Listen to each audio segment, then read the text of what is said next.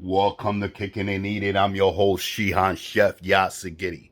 And on today's episode, we continue to talk to Odette, Sidagoo, Russell of Swam. On today's Kicking and Eating. Let's go.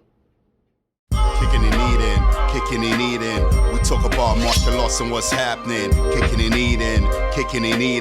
We breaking bread on the spot thing. Kicking and eating. Kicking and eating with my guests, that's a sure thing. Kicking and eating. Our praise is due to the one that made all things.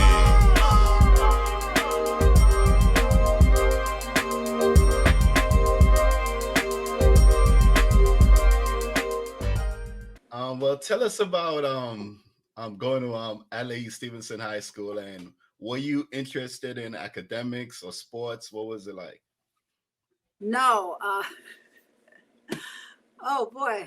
I was from the Boogie Down Bronx, and it was the start of hip hop, and every weekend they had block parties.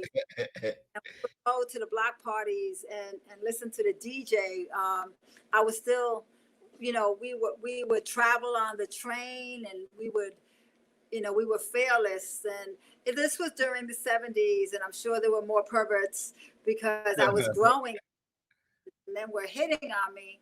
And I was like, oh, not really. But I was also, friends were like priority to me, my girlfriends and how I looked and attracting guys, trying to attract this amazing guy that, and I dated here and there, but I was still very particular. I did like experiment a lot with drugs. I was a problem child, my poor mom. My mom being a first generation immigrant, she, focused on, she was a little lonely where she didn't have a lot of friends. Mm-hmm. She didn't go out a lot.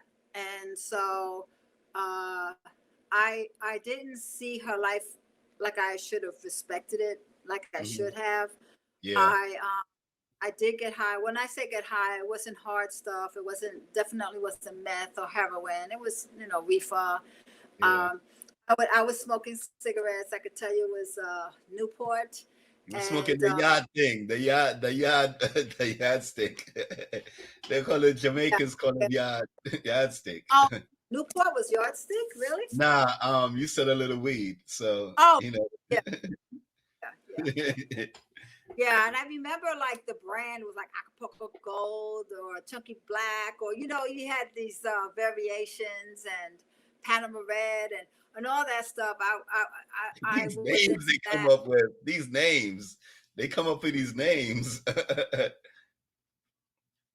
Well, that was, I mean, I don't even know what they're doing now. But that was a big part of my life, partying and hanging out with my friends. And, I did work. I worked in B. Altman and Company, which doesn't exist now, but it was kind of like a bourgeois Saks Fifth Avenue. So I had that split lifestyle. I started working at B. Altman's when I was 16, and I had to work with predominantly snobby, elderly white people.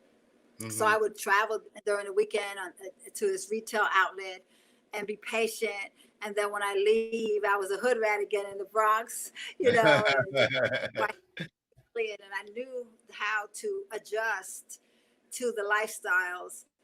So I was exposed to a lot of polished stuff, but I was, still a chick from the Bronx. And so once I graduated from Stevenson High School, was when I went to LaGuardia and I met my husband. And I was 18 at him. And I think in my senior year, I realized that I needed to buckle down more. I didn't pay attention in school. I didn't have the best of education. Right. I had teachers, some of them who I guess cared, but some who didn't. They didn't care for those who didn't care. Yeah. And they pushed us so much, and they focused on those who did. And I was unfortunately one of those who didn't care. I was like, I remember actually I threatened a teacher to give me an A, and she did. And that was really bad. And please forgive me. But that teacher, I remember I was very popular in high school. I remember wanting the popularity so badly, and when I got it, I didn't want it. Oh, I didn't wow. like it. Like everybody knowing who I was and knowing everything about me, or Oh, thinking they knew everything, or assumed they knew everything about me. And people walk up at me and say hi to me, and I didn't know who they were. And it's like, be careful what you ask for. That was yeah. my I was lesson. about to say the same thing. Be careful what you Sometimes ask be for. careful. Be careful for that. Yeah, and just certain things is, people. I wasn't really a victim to horrible rumors. I think high school was a great time for me, but I couldn't wait to get out of it. I outgrew it very quickly. I started Mm, dating a guy who was a lot older than me when I was in my senior year. He was in his early 20s, and I was probably 17. uh, And but he said to me, "You need to get good grades, and you need to," and that really grew me up. That was mm, like, really? Why do I need to? What am I going to do with that? What because I'm from the street. I don't need this. I can survive. And I remember selling weed at junior high school to wow. friends. So I wasn't like a pure hood rat, but I dipped and dabbed in things. Yeah. Um, Kill anybody. I never got raped. And I'm just gonna put it out there. I never and I know that I was from an era that you needed street credit, Yeah. and stuff like that. You don't have no street credit. And I'm like, I'm glad I don't have street credit. I'll tell you right there. I'm so glad I don't have street credit. I'm glad I don't have someone's death on my soul. You don't realize that you're going to pay that price later on. This is Uh, not something that's just go away. You yeah. have to face Definitely. it later on. And so that's, when you're in the street, you're not thinking because you're so engulfed with the noise of survival that you Yes. don't Yeah. realize you lose who you are and the quality of Yeah. who you are. And so once I got into LaGuardia, I wasn't dating that guy anymore. I started meeting my husband, and him being 11 years older than me. So Wow. here I am 18, he's 29, you know, and as far as I was concerned, we were a perfect match, you know. So tell me And this. Tell me this. You go to LaGuardia. What was the styles back then? Was it Lottos? Was it Lee's? Was it gold chains? Because it was the whole hip hop era. Was it yeah, still to Adidas? yeah. But when I started going to LaGuardia, I started dressing up. I Uh mean, I was like, oh. I worked in Altman's, so I had access to some of the clothes that a lot of people didn't have access Yeah. to. And I wasn't in high school where I was wearing Lee's and combat boots, and on Fridays I would have a handful of bracelets in case I got into a All fight. right. I don't know why I was Mm. thinking I was always going to get into a fight on Friday. This is in high school though, not in college. In college, I literally transformed because LaGuardia is in Queens, so I was getting out of the Bronx. Um, I wasn't I wasn't dealing with the people around the neighborhood as much. So the only Mm. time you seen me once I graduated from high school was heading to the subway or heading to what we call a gypsy cab. A gypsy cab were those cars, and this is tell you, boy, we really took chances. We would like jump into a car and assume it was going to take us to the nearest subway station, and we just pay it like a token, like what you Hmm. pay the bus. And you just knew, you had that instinct. You knew it was a gypsy cab. They just had a look about them, but they could have been like a lot of predators, and it was just crazy. And Yeah. and you were just fearless. You had to be, because any sign of fear was a sign of weakness, and you'd be eaten alive by anybody, Oh, including friends. yes. Um, Yes. yeah. Yeah. Tell us about having your first son, Kiyomba. Okay. If I can go Yep. back, it's All right. okay, because in high Definitely. school, Definitely. this is an important part, um, a part of my life that kind of structured me and my mindset was me being stalked by a local drug dealer. And he wasn't a big time drug dealer. But so I was about 14, I think, when he approached me, and he might have been about 22. Wow. And I knew from that was like the creepiest thing, this grown ass man coming on to me. And I, for some reason, at 14, you know, you're like, oh man, I got it like that. I got some man hitting on me. But even I remember I would have been like that with anybody but him. I knew this was like, ugh, why are you even talking to me? Why do you think you can, you know, come on, you a grown ass man. That's creepy. And that was my response to him, like, hey, how you doing? Like, why would you even talk to me? I'm a kid, you know, and I wasn't rude, but I was direct. Yes. I was just very cautious also. Huh? Yeah, but I was very just cautious. But why would you think it's okay for you to talk to me? Yeah. You know, like that was common sense, like duh, you know. Yeah. And I think the more I pushed him away, the more he became attracted to that. And over the years, he would find my number. He knew what building he monitored me. He watched me, and he stalked me for 4 years. Out of those 4 years, I remember he followed me into my building, and I tried, and he got into the door. He touched my leg, and I slapped him, and then we literally got into a fight. I mean, we fought like 2 men, but I got my ass kicked because this guy was all right. And what stopped him from hitting me was a woman coming in the building. And so he left, but apparently I gave him a black eye. He gave me a black eye too, but I gave him a black eye. So because I gave him a black eye, he started looking for kids around in my building and saying that they jumped him because of me.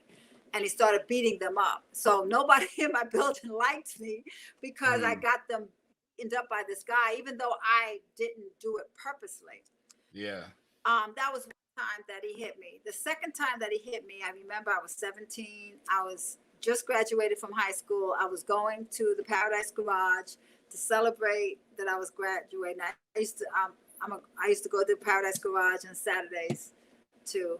And I would take the train by myself. And I mean, this is like, we're talking 11 o'clock at night, you know, it's like ruthless, stupid stuff. But that's some late night right there. What? 11 o'clock at that age. Oh my goodness. Oh yeah. I mean, like the party doesn't start till 2 o'clock in the morning. The garage doesn't end till like 5 o'clock in the morning. I know. So you go home when so you're literally there all day, all night, you know. And I remember I was coming from my building. I was all dressed up, and I had to, and you know what it is in the Bronx. There's a lot of guys that like to hang out on the bench, and that was, you know, the hangout was on the bench, and you're like, oh, I gotta walk past these people. You don't know who it is, everybody, but you're just trying to mind your business.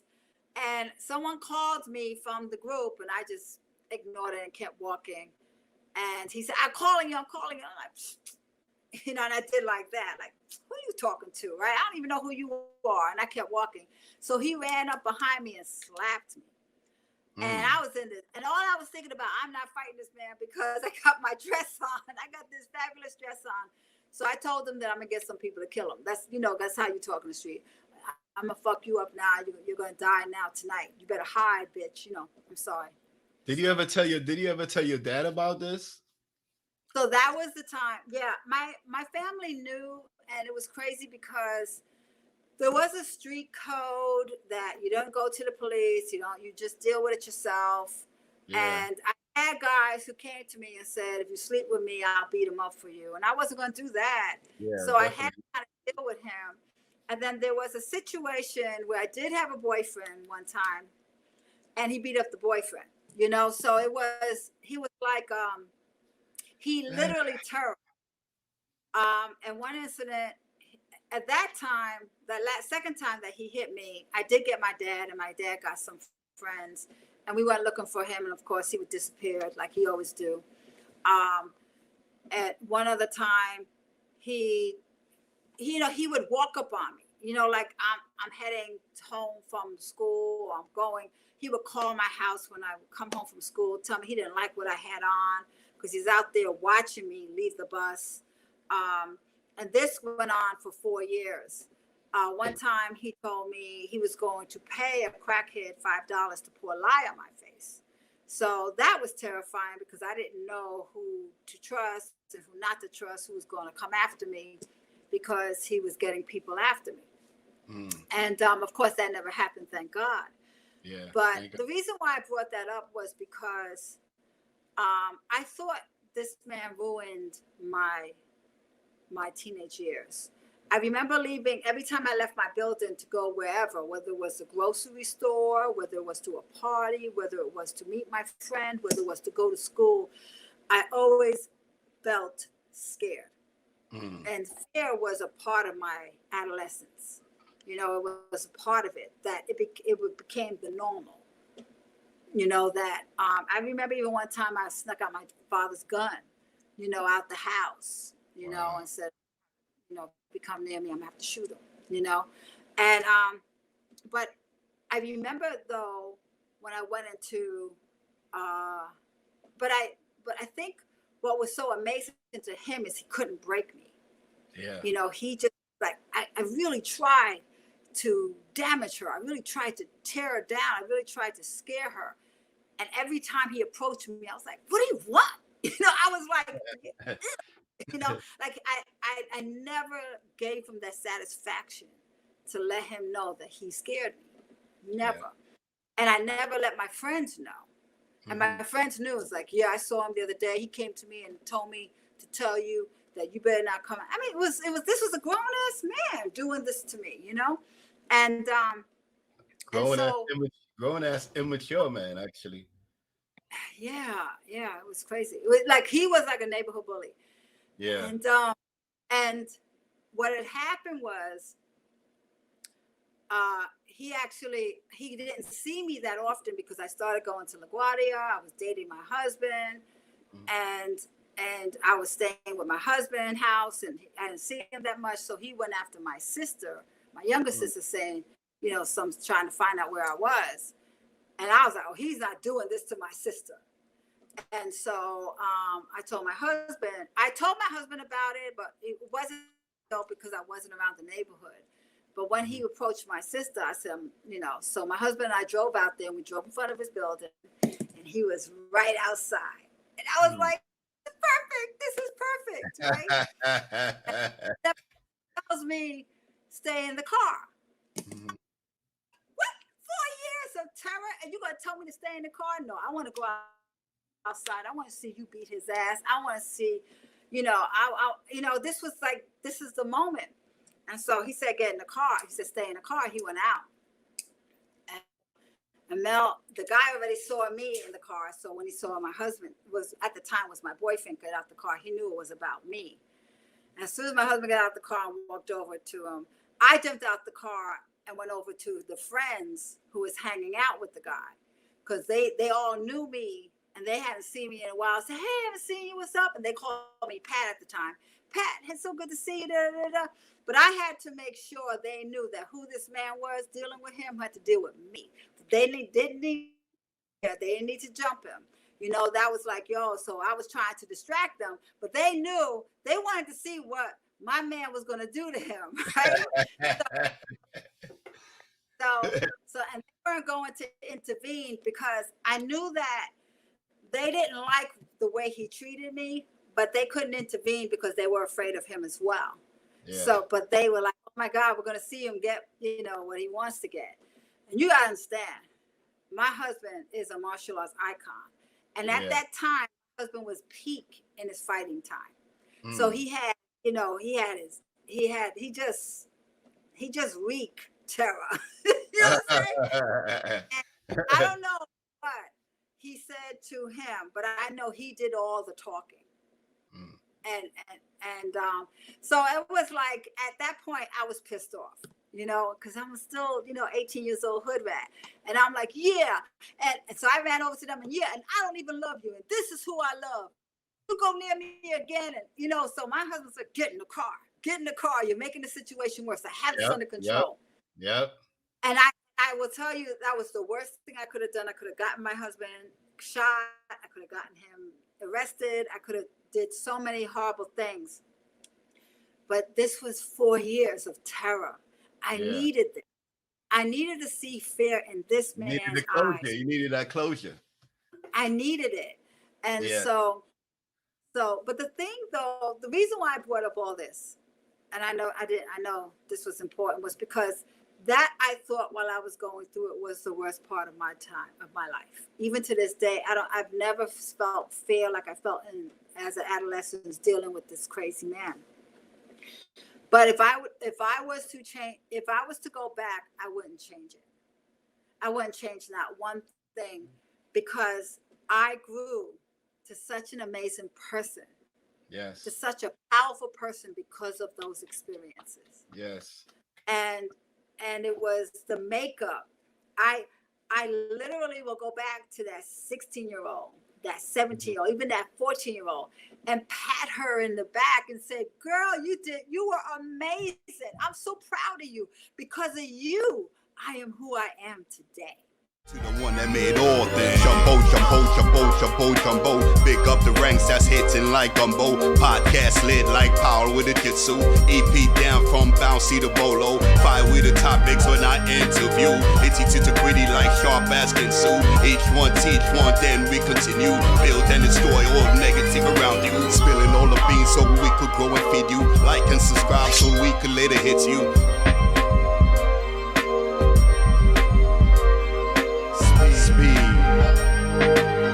Power, technique.